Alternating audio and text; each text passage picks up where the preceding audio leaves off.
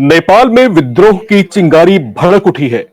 Gen Z generation जिसको हम कहते हैं, 12 वर्ष से लेकर के 29 वर्ष तक की आयु के जो युवा हैं, वो जिस तरीके से विद्रोही हुए हैं नेपाल में, वो कहीं ना कहीं एक जो है बड़ी चुनौती बनता जा रहा है नेपाल के सामने। यहां तक कि हालात अब कुछ ऐसे बन चुके हैं कि वहां के राष्ट्रपति से लेकर के प्रधानमंत्री और गृह मंत्री तक को अपने अपने पद से इस्तीफा देना पड़ा है। हालात इस कदर बेकाबू हुए कि प्रधानमंत्री केपी ओली को इस्तीफा देने के बाद जान बचा करके हेलीकॉप्टर से भागना पड़ा। उन्हें किसी सुरक्षित स्थान पर रखा गया है। कारण इसके पीछे जो बताए जा रहे हैं, वजह यह है कि सोशल मीडिया पर बैन लगाया गया था, जिससे ये आंदोलन अचानक भड़क उठा। दुनिया में ऐसा पहली बार होते हुए देखा गया जब सोशल मीडिया किसी देश में सत्ता को उखाड़ फेंकने की वजह बन रहा है। इस पूरे घटनाक्रम को लेकर के, इसके हर एक पहलू पर बारीकी से बातचीत करने के लिए इस समय हमारे साथ मौजूद हैं इग्नू के पॉलिटिकल डिपार्टमेंट ऑफ पॉलिटिक्स के जो प्रोफेसर हैं और अंतर्राष्ट्रीय मामलों के विशेषज्ञ हैं, प्रोफेसर सतीश कुमार साहब। सर, स्वागत है आपका। अभी जो हमको आंखों से नजर आ रहा है, जो हम पढ़ पा रहे हैं, जो हम समझ पा रहे हैं, क्या वो वाकई वैसा है या फिर इसके पीछे कहानी कुछ और है? थोड़ा सा आप खुल करके बताएं। निश्चित रूप से देखिए, ये हैरतअंगेज जैसी स्थिति नेपाल की है। हमें याद है कि ठीक 2 महीना पहले मैं नेपाल गया था और तमाम बड़े नेताओं से भी हमारी मुलाकात हुई थी। हमने गुफ्तगू और वहाँ के नेपाल के आर्थिक राजनीतिक पहलू को समझने की कोशिश हर एंगल से हमने किया था। चूंकि नेपाल में मेरा बचपन गुजरा है और नेपाल की राजनीति को भली भांति एज ए रिसर्चर मैं समझता हूँ, तो हमें लगता है कि ये बात अचानक नहीं, ये उबाल अचानक नहीं हुआ है। ये कई महीनों और वर्षों का प्रतिफल है, जो राजनीतिक व्यवस्था पूरी तरह से टूटती हुई नजर आई है। राजशाही के बाद से लेकर 2008 से लेकर अगर अभी तक देखेंगे 2025 में, तो 18-19 प्रधानमंत्री सामने आए हैं। 2015 के बाद से 7 से 8 सरकारें सामने आई हैं। तो कहने का अर्थ कि हर तरह के लोग, चाहे वो ओली हो या दूसरा पक्ष प्रचंड जो लेफ्ट का है, बीच में कांग्रेस पार्टी की भी है, तो लोगों का मोह भंग, युवा पीढ़ी, नेपाल की आबादी तकरीबन 3 करोड़ की है और 3 करोड़ में मान लें कि 1.5 करोड़ की आबादी जो है वो यूथ की है, जो 1 से लेकर 25 साल के बीच में आते हैं। तो जो जेनजी ग्रुप जिसे कहा जा रहा है, वो जनरेशन 97 से लेकर 2007-8 के बीच का जनरेशन है, जो पूरी तरह से सोशल मीडिया उसका करता धरता है, वो ट्रेडिशनल मीडिया के माध्यम से। लेकिन बाहरी शक्तियों के प्रभाव को भी नकारा नहीं जा सकता है। नेपाल एक ऐसा देश है जहां पर क्रिश्चियन मिशनरी पिछले कई दशकों से अपना पैर जमाए हुए हैं और वहां पर जो कुछ चाहते हैं उनके इशारे पर भी होता है। तो उस थ्योरी को भी इनकार नहीं किया जा सकता है। लेकिन मोटे तौर पर अभी जो दिखाई दे रहा है कि युवा पीढ़ी को वहां की राजनीतिक व्यवस्था से पूरी तरह से मोह भंग हो गया है। एक सवाल मैं आपसे यहाँ पर थोड़ा सा जानना चाहूंगा, और बहुत क्यूरियोसिटी है इस सवाल को लेकर के कि जो आंदोलन भड़का है, इसमें खास तौर से युवा ही शामिल हैं, और ये वो युवा है जिनके भीतर नाराजगी इस बात को लेकर के है कि जो सोशल मीडिया प्लेटफॉर्म्स को बैन किया गया है, उसमें से अधिकतर जो है अमेरिकी सोशल मीडिया प्लेटफॉर्म्स हैं। जो चीनी सोशल मीडिया प्लेटफॉर्म्स हैं, उनको जो है प्रतिबंधित नहीं किया गया है या फिर ना के बराबर किया गया है। टोटल 26 है जिनको बैन किया गया है, जिसमें इंस्टाग्राम है, लिंक्डइन है, यूट्यूब भी इसमें शामिल है। तो इस तरह से जो है टोटल 26 है। तो यहां पर जो नाराजगी है, नाराजगी का एक सबब यह भी है और प्रश्न भी ये उठता है कि आखिर क्या अमेरिकी जो सोशल मीडिया प्लेटफॉर्म्स उनको टारगेट किया गया और सिर्फ उन्हीं को बंद किया गया, और चाइना के साथ में अगर थोड़े से लिबरल होकर चल रहे हैं तो उसके पीछे वजह क्या है? मेरी जो क्वेरी है, मैं थोड़ा सा ये समझने की कोशिश कर रहा हूं, क्या यहाँ पर कुछ डिस्क्रिमिनेट करने की कोशिश हो रही है क्या? ये प्रश्न न केवल आपके दिमाग में बल्कि आम जनता जो नेपाल को समझना चाहते हैं उनके दिमाग में भी है। क्योंकि जिस तरीके से चाइनीज टिकटॉक को बैन नहीं किया गया और बाकी तमाम अमेरिकी सोशल मीडिया के जो टूल्स हैं उन पर प्रतिबंध लगाया गया, उससे प्रश्न उठना लाजमी है। तो कहीं कहीं ऐसा तो डिस्प्ले नहीं है जो शीत युद्ध की कड़ी अमेरिका और चीन के बीच में पिछले कुछ वर्षों से देखी जा रही है और उसका स्वरूप दुनिया के अन्य हिस्सों में भी दिखाई दिया है, कहीं नेपाल में उसका गढ़ तो नहीं बनता जा रहा है? यह प्रश्न बड़ा लाजमी है और उठना स्वाभाविक भी है। लेकिन हो सकता है कि बाद में इस चीज पर पर्दा हटे और चीजें स्पष्ट हों। अब ये भी हम जानते हैं कि इसका खामियाजा भारत को भी भुगतना पड़ेगा, क्योंकि भारत नेपाल का संबंध एक ऐसा संबंध है जो किसी भी तरह की बीमारी, अगर नेपाल में सर्दी भी आती है, छींक भी आती है, तो उसका असर भारत पर पड़ेगा। तो चीन और अमेरिका के द्वंद्व अगर नेपाल में खेले जा रहे हैं तो भारत को बड़ा सतर्क और होशियार होना पड़ेगा इस स्थिति से निपटने के लिए।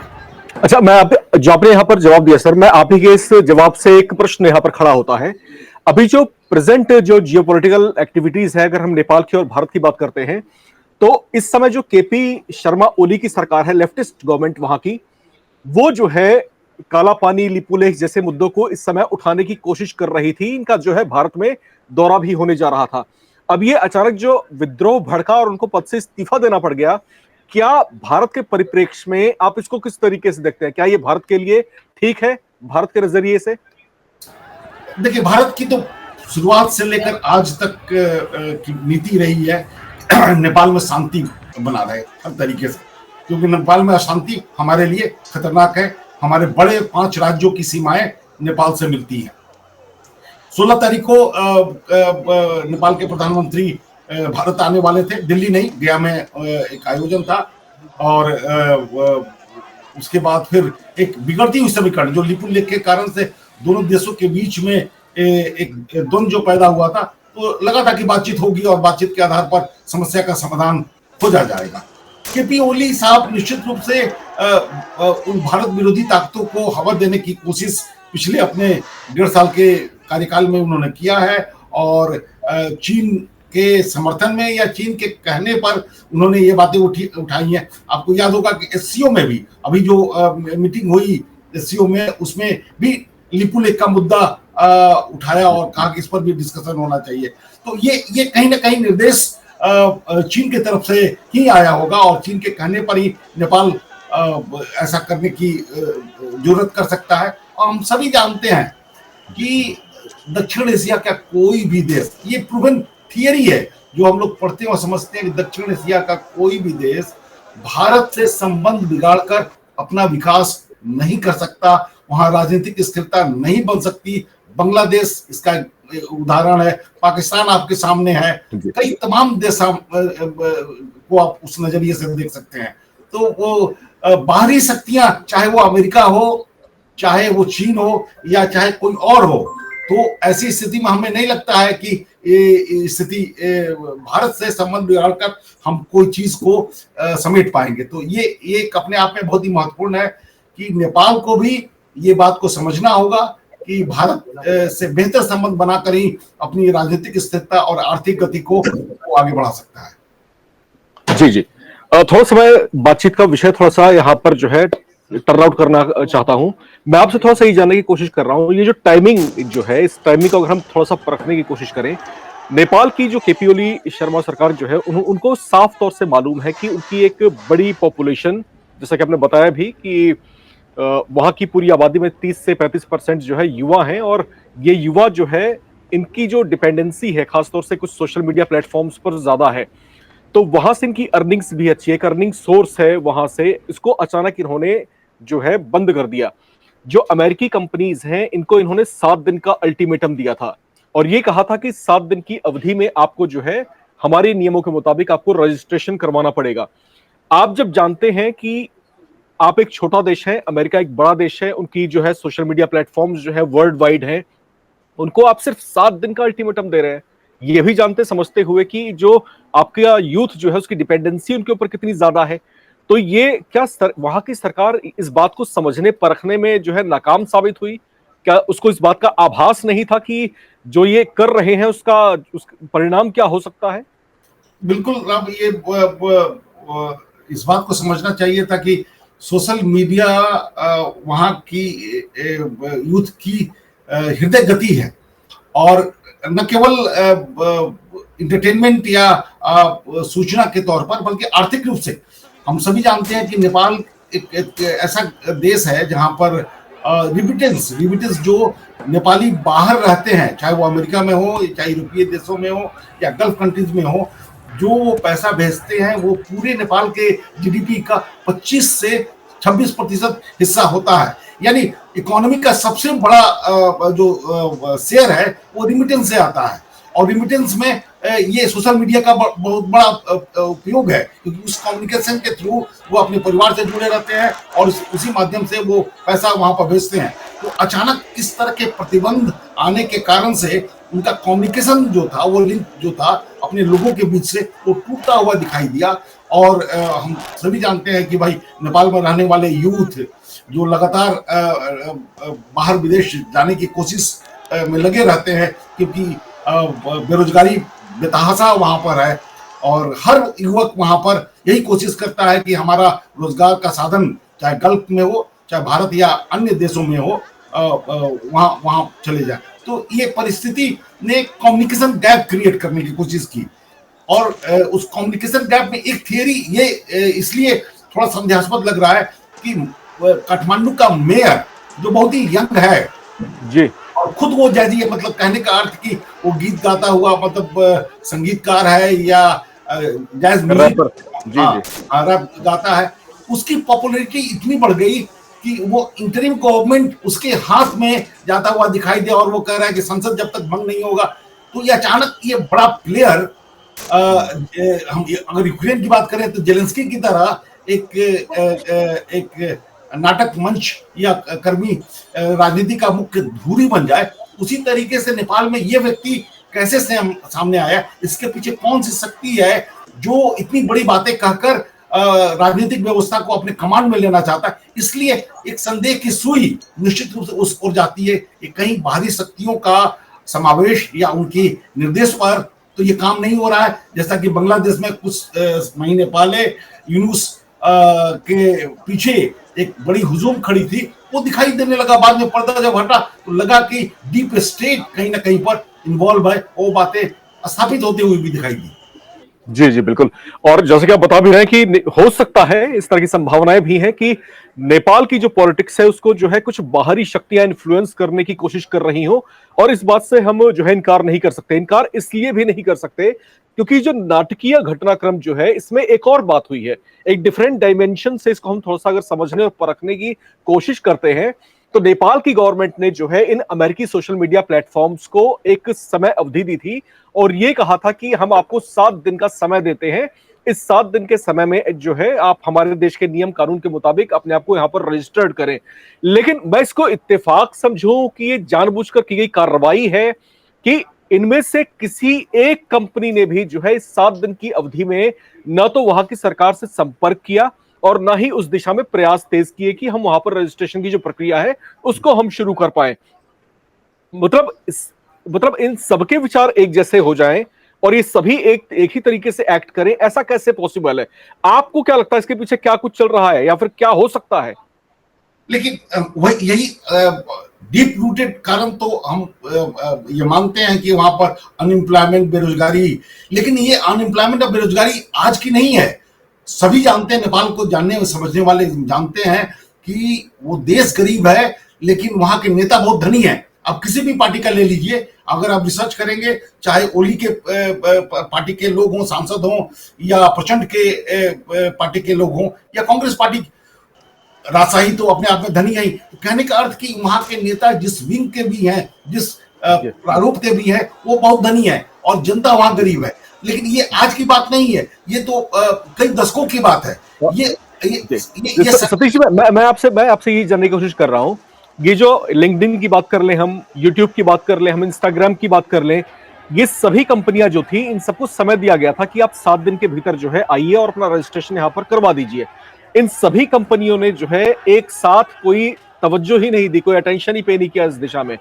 आपको क्या लगता है कि इसके पीछे वजह क्या रही होगी? क्या हो सकता है कि भाई इन सब ने क्या मिलकर के प्लान किया कि हम नहीं जाएंगे, हम नहीं करेंगे? क्योंकि आमतौर पर ऐसा होता है ना कि जब किसी देश की तरफ से कोई आदेश आता है तो उसके ऊपर जो है, क्योंकि आप वहां पर बिजनेस कर रहे हैं, वहां जब जब आप बिजनेस कर रहे हैं तो उस देश के सरकार के आदेशों को आप दरकिनार नहीं कर सकते। इग्नोर किया गया साफ तौर से। ये इस इग्नोरेंस के पीछे वजह है, क्या देखते हैं आप? ये इसी कारण से संदेह की सुई उधर जाती है कि भाई जब निर्देश दिया गया 7 दिन में, हो सकता है 7 दिन में पूरा ना हो, लेकिन प्रोसेस तो पूरा किया जाता।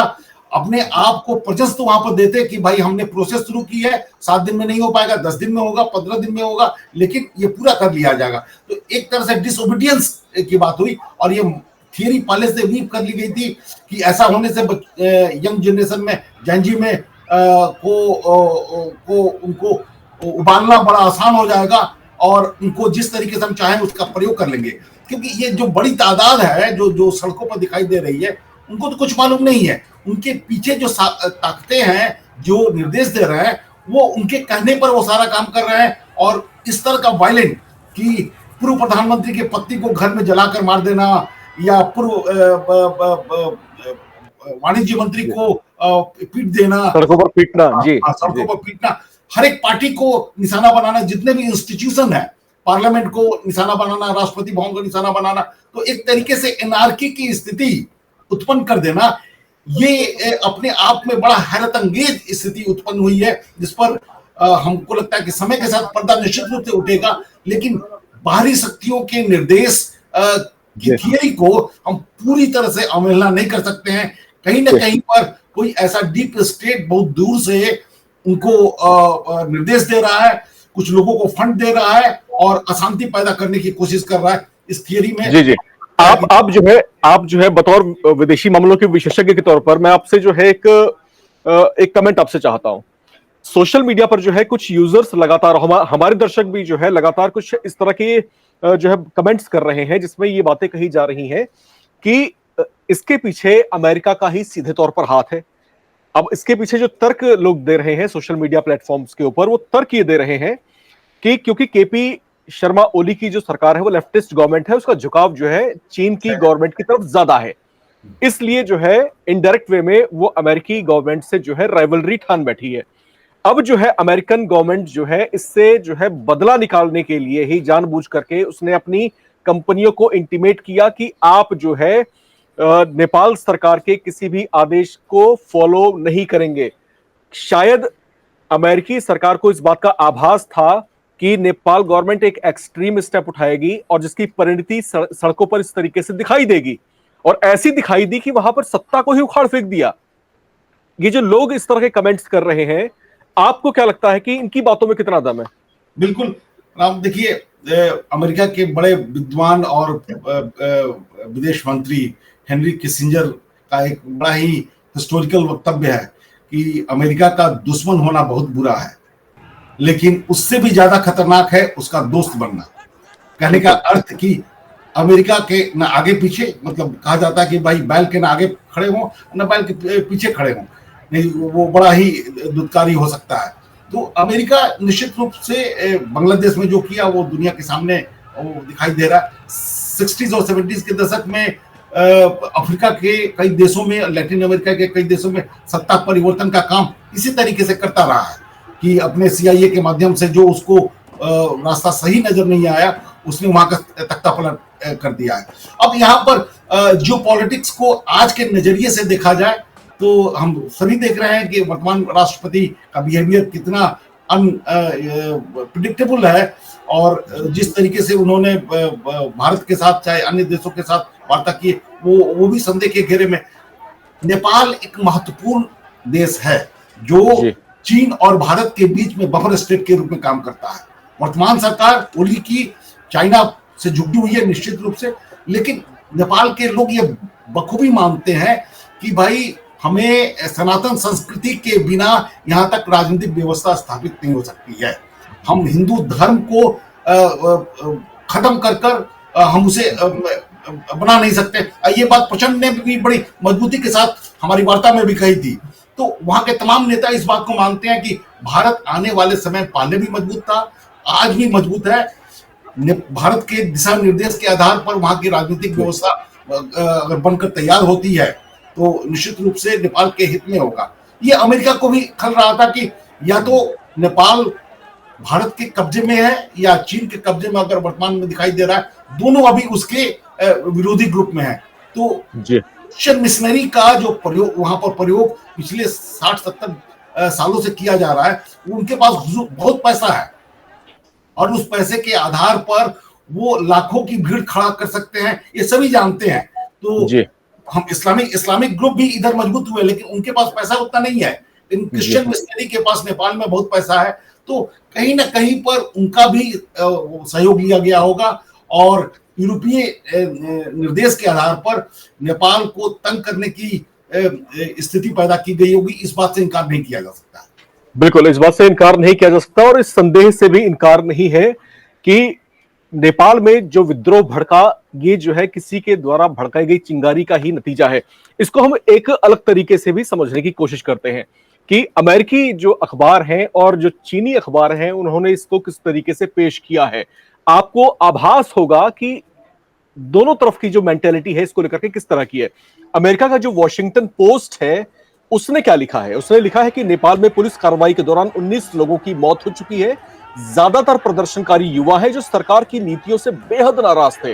वॉशिंगटन पोस्ट ने इस आंदोलन को जो है भ्रष्टाचार और दमनकारी नीतियों के खिलाफ युवाओं का गुस्सा बताया है। तो ये जो है अमेरिका का नजरिया जो वहां के अखबारों में छप रहा है। अब हम बात करते हैं चीन की, क्योंकि वो भी लगातार चर्चाओं में है। क्योंकि चीन की जो सोशल मीडिया प्लेटफॉर्म्स है उसको बैन नहीं किया गया नेपाल में, क्यों नहीं किया गया वो भी अपने आप में चर्चाओं का विषय है।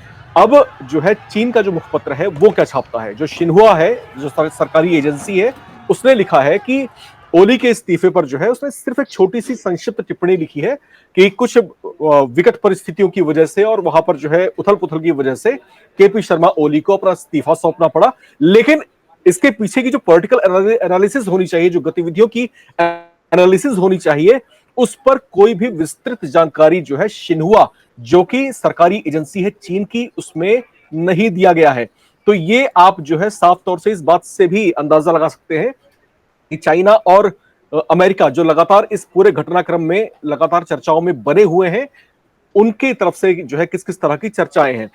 अब मैं थोड़ा सा सर बातचीत का एंगल यहां पर परिवर्तित करना चाहता हूं और थोड़ा सा ये समझने की आपसे कोशिश करना चाहता हूं कि भारत के नजरिए से जो है ये जो तमाम गतिविधियां हैं, क्योंकि अब हम ये मान करके चल रहे हैं कि हो सकता है कि नेपाल में जो ये सारा विद्रोह भड़का है उसके पीछे कहीं ना कहीं अमेरिका का हाथ हो। ऐसा हम नहीं कह रहे, इस तरह की जो चर्चाएं हैं उसके हिसाब से। लेकिन अब भारत को इससे लाभ है कि भारत को इससे हानि है, क्योंकि जियोपॉलिटिकल स्ट्रक्चर इससे इफेक्ट तो हुआ है, इससे हम नकार नहीं सकते। तो भारत के जो है पॉजिटिव जाएगा है, उसके नेगेटिव जाने वाला है। ये आपको क्या लगता है?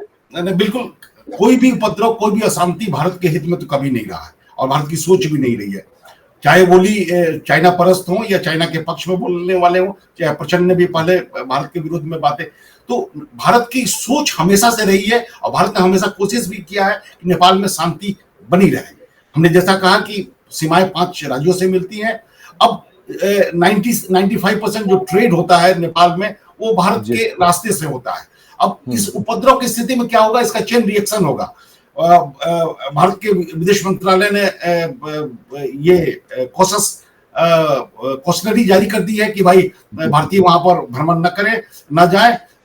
ट्रेड का वॉल्यूम जो है वो भी रुकेगा और ट्रेड का वॉल्यूम जैसे ही रुकेगा वहां पर महंगाई बढ़ेगी कि जितने भी जीवन आपूर्ति के सामान हैं वो भारत होके जाते हैं, तेल नमक से लेकर दिया सलाई सब चीज, तो वो अचानक महंगा होगा। ऑलरेडी गरीबी वहां पर बेतहाशा है, समस्याएं अनेक हैं और इससे ये मल्टीप्लाई होंगी तो समस्या और ज्यादा खराब रूप ले सकता है। तो कहने का अर्थ कि व्यापार में रुकावट आएगी और उससे अशांति फैलेगी, तो इसका खामियाजा भारत को झेलना ही पड़ेगा। कई लोग हो सकता है सीमाओं से, क्योंकि ये केवल काठमांडू में नहीं हुआ, नेपाल में 7 प्रांत हैं और 77 डिस्ट्रिक्ट हैं और 77 में से तकरीबन 25 से 30 डिस्ट्रिक्ट में ये उपद्रव हो रहा है। 7 में से 3 से 4 राज्यों में ये उपद्रव हो रहा है, वहां पर भी।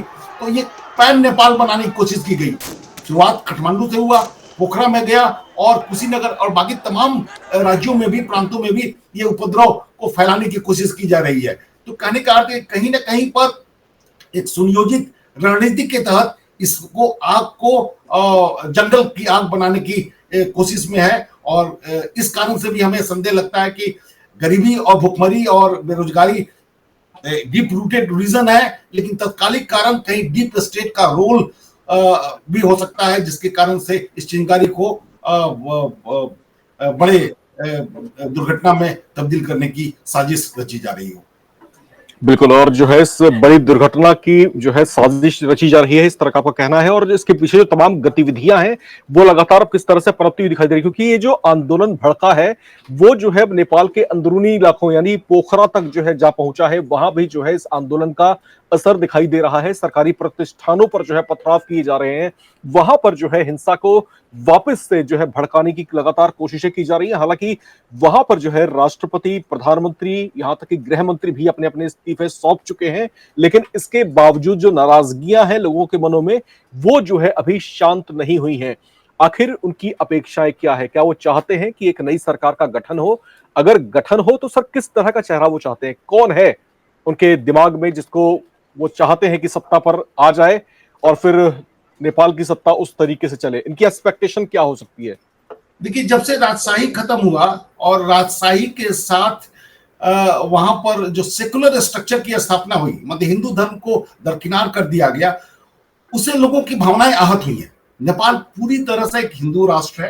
हिंदू राष्ट्र को जीवन शैली हिंदू धर्म का है, और सभी कम्युनिस्ट के सारे बड़े नेता सनातन धर्म की आज बात करते हैं, क्योंकि वही जोड़ने का काम करेगा।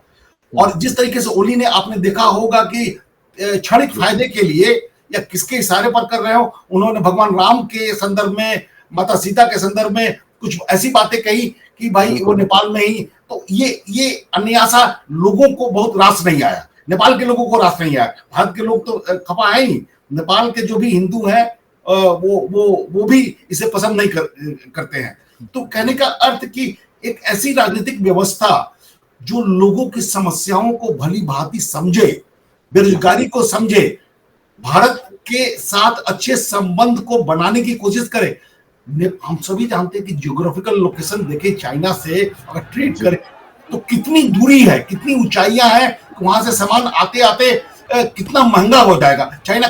चाइना का इंटरेस्ट नेपाल में कुछ भी नहीं है। अगर तिब्बत का मुद्दा को हटा दे, वो केवल यही चाहता है कि जो तिब्बतन वहां पर रहते हैं वो शांतिपूर्वक रहें और उनका जो किसी भी तरह का प्रभाव चीन पर न पड़े, तिब्बत पर न पड़े। उनका एकमात्र उद्देश्य यही है। लेकिन भारत के साथ तो हजारों वर्षों का सनातनी संबंध है, जो हाँ, तो उसको तोड़ने की कोशिश कोई भी राजनीतिक दल अगर करता है तो वो खामियाजा भुगतना पड़ेगा। तो हमें लगता है कि एक ऐसी राजनीतिक व्यवस्था, लोकतांत्रिक पक्ष के भारत शुरू से रहा है, लेकिन लोकतंत्र लोगों के लिए, लोगों के हित में, वहां के युवकों के हित में जो एक ऐसी व्यवस्था बने जो उनकी समस्याओं को भली भांति समझे, भावनाओं को समझे और उसे लागू करे। तो हमको लगता है कि उसी तरह की व्यवस्था की जरूरत है। आज युवा पीढ़ी उस राजनीतिक व्यवस्था से पूरी तरह से हताश है। जी, ये जो पूरा उहापोह है, वहां पर जिस तरह का आंदोलन और जो विद्रोह जो वहां पर भड़का हुआ है, इसको लेकर के लगातार चर्चाएं ऐसी बनी हुई हैं और लगातार जो बातें घूम रही हैं उसमें कहीं ना कहीं ये भी है कि वहां की जो व्यवस्थाएं हैं, जिस तरह का भ्रष्टाचार लगातार पनपता जा रहा था, जिस तरह की कुव्यवस्था वहां पर लगातार पनपती जा रही थी, लोग उससे लगातार आजिज आ रहे थे, लगातार उससे त्रस्त होते जा रहे थे। ये जो नाराजगी है वो बहुत समय से धीरे धीरे जो है सुलग रही थी और अचानक जो है उसको भड़कने का एक ऐसा अवसर, एक ऐसा मौका मिल गया जो सोशल मीडिया बैन के बाद सामने आया है। लेकिन यहां पर सर चर्चा एक और चीज की है, वो है चीन के एंगल से। अब यहां पर चर्चाएं ये भी है कि क्या चीन के कहने पर ही नेपाल की लेफ्टिस्ट गवर्नमेंट ने, केपी ओली शर्मा की सरकार ने जो है टारगेट किया अमेरिकी सोशल मीडिया प्लेटफॉर्म्स को, और यह भी कहा जा रहा है कि चीन की मंशा यह थी कि उसके सोशल मीडिया प्लेटफॉर्म्स को नेपाल में प्रमोट किया जाए, न कि अमेरिकी सोशल मीडिया प्लेटफॉर्म्स को। तो क्या चीन के प्रवोक करने पर ही नेपाल की गवर्नमेंट ने जो है इस तरह का स्टेप उठाया और महज 7 दिन की अवधि जो है अमेरिकी सोशल मीडिया प्लेटफॉर्म्स को दी, जो कि बहुत शॉर्ट टाइम ड्यूरेशन होता है?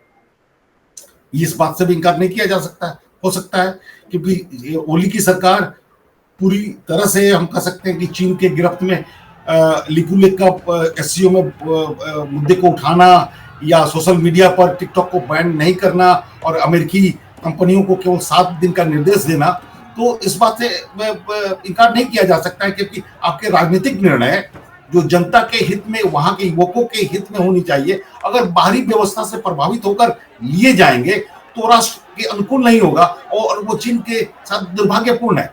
चाहे सरकार किसी की भी हो, किसी भी पार्टी की हो, आप नेपाल की जनता के द्वारा चुने गए सरकार है और बाहरी शक्तियों के आवेश में अगर काम करते हैं तो ये खामियाजा तो भुगतना पड़ेगा।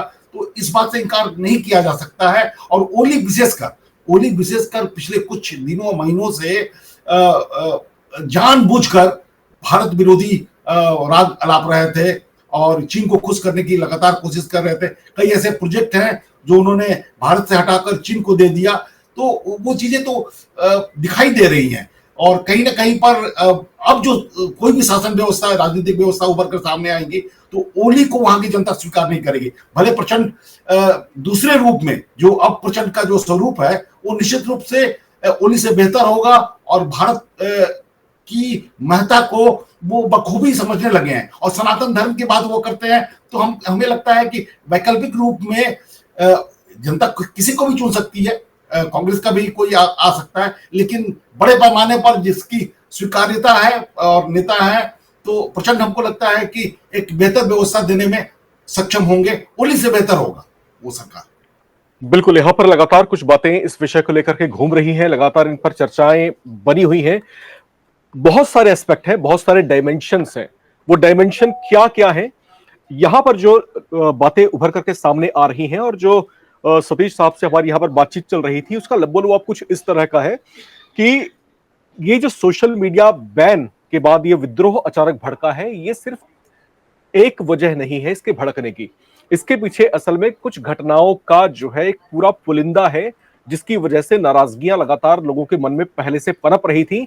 लेकिन अचानक से जब ये घटना होती है, जब सोशल मीडिया को बैन किए जाते हैं, तो अचानक एक मुद्दा मिल जाता है, जब लोगों को अपनी खुन्नस, अपनी नाराजगी को इस तरीके से व्यक्त करने का एक मौका यहां पर मिल गया। अब यहाँ दो डिफरेंट एस्पेक्ट्स में जो है ये चर्चाएं उठ खड़ी होती हैं। एक होती है अमेरिका के पॉइंट ऑफ व्यू से, दूसरी चाइना के पॉइंट ऑफ व्यू से, और कटघरे में खड़ी होती है केपी शर्मा ओली की सरकार, जिसने 26 सोशल मीडिया प्लेटफॉर्म्स को अचानक बैन किया और उससे पहले 7 दिन की अवधि उन्होंने दी थी कि इन 7 दिनों में हमारे नियमों के मुताबिक आप जो है रजिस्ट्री करा लीजिए, वरना आपके ऊपर जो है हम एक्शन लेंगे। लेकिन इस 7 दिन की अवधि में भी एक बड़ा ही नाटकीय घटनाक्रम हम देखते हैं कि अमेरिका के जो सोशल मीडिया प्लेटफॉर्म्स हैं, अचानक उन सबके विचार मिलते हैं। इनमें से कोई भी ऐसा नहीं होता जो नेपाल गवर्नमेंट के आदेशानुसार कदम आगे बढ़ाए, और ये सभी ऐसा करते हैं एक साथ। ये थोड़ा सा आश्चर्य पैदा करता है। और यहां पर चर्चाएं ये भी है कि हो सकता है कि अमेरिकी प्रशासन ने उनको इंटीमेट किया हो बैकडोर से कि आपको नहीं करना है, ताकि वहां पर जो है इस तरह का विद्रोह जो सुलग रहा है मन में वो फूट जाए, जो कि फूट भी गया। हालांकि सब चर्चाओं का विषय है, इस पर जो है कोई औपचारिक ऐसी बात नहीं, सिर्फ चर्चाएं इस समय जो घूम रही हैं। दूसरा जो है चीन, यहां पर यह भी आक्षेप है केपी शर्मा ओली की सरकार पर कि चीन के कहने पर ही जो है अमेरिकी सोशल मीडिया प्लेटफॉर्म्स को नेपाल में प्रतिबंधित किया गया, जबकि चीन के सोशल मीडिया प्लेटफॉर्म्स को प्रतिबंधित नहीं किया गया, क्योंकि K P Sharma Oli near and dear हैं शी जिनपिंग गवर्नमेंट के, चीनी सरकार के नियर एंड डियर हैं। तो इसलिए चाइनीज सोशल मीडिया प्लेटफॉर्म्स को एक ओपन फील्ड मिल जाए, एक ओपन ग्राउंड मिल जाए, जहां पर उनको पनपने के बेहतर अवसर मिलें। तो हो सकता है कि इसके पीछे कुछ जो ऐसी चर्चाएं हैं वो भी सत्य हो सकती हैं। लेकिन भारत के परिप्रेक्ष्य में जब हम बात करते हैं, तो क्योंकि अभी ये मुद्दा लिपुलेख वाला लगातार गरमा रहा था और जिस तरीके से केपी शर्मा ओली की जो सरकार है वो लगातार इसके ऊपर जो है अपना जो है दावा पेश कर रही थी कि हमारा है, हम इस पर बात करेंगे, बातचीत का द्वार खोला जाए, हम बातचीत के लिए तैयार हैं, जबकि हिंदुस्तान कहता है कि हमारी सोवरेनिटी का हिस्सा है, हम क्यों बात करें इसके ऊपर। यहां पर जो है ये लगातार ये चीजें पनप रही थी और हो सकता है कि भारत इस मौजूदा दौर में जो जियोपॉलिटिकल जो उथल पुथल है, इसमें क्षणिक तौर से भारत को थोड़ी सी जो है राहत या फिर उसके पक्ष में जाती हुई चीजें दिखाई दे। हालांकि जो एमईए है, जो भारत की विदेश मंत्रालय है, इन तमाम चीजों को अपने तरीके से देख रहे होंगे, परख रहे होंगे, लेकिन ये तमाम एस्पेक्ट्स इस समय जो दिखा रहे हैं, उससे कहीं ना कहीं एक बात जरूर साफ है कि जो आपने 15 साल, 20 साल, 25 साल, 30 साल पहले जो चर्चाएं आपने सुनी होंगी अपने घर परिवार में गप्पबाजी के अंदर, कि आने वाला दौर सोशल मीडिया का युग है, साइबर युग है, जहां पर जो है टेरिटरीज कोई मायने नहीं रखेंगी, लोग एक देश के अंदर तो रहेंगे लेकिन वो उनको जो है कंट्रोल कहीं और से किया जाएगा। तो ऐसा क्या अब हम देखने लगे हैं? क्या नेपाल में उसकी शुरुआत हो गई है? क्योंकि एक सोशल मीडिया को बैन करना वहां की सत्ता को उखाड़ फेंकने की जब वजह बन जाती है, तो दुनिया को यहां पर थमना चाहिए, रुकना चाहिए, मंथन करना चाहिए कि यह दौर किस दिशा में आगे बढ़ रहा है।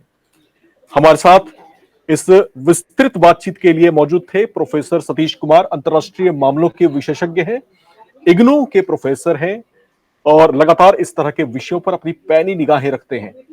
सर, आप हमारे साथ जुड़े, आपका बहुत बहुत शुक्रिया।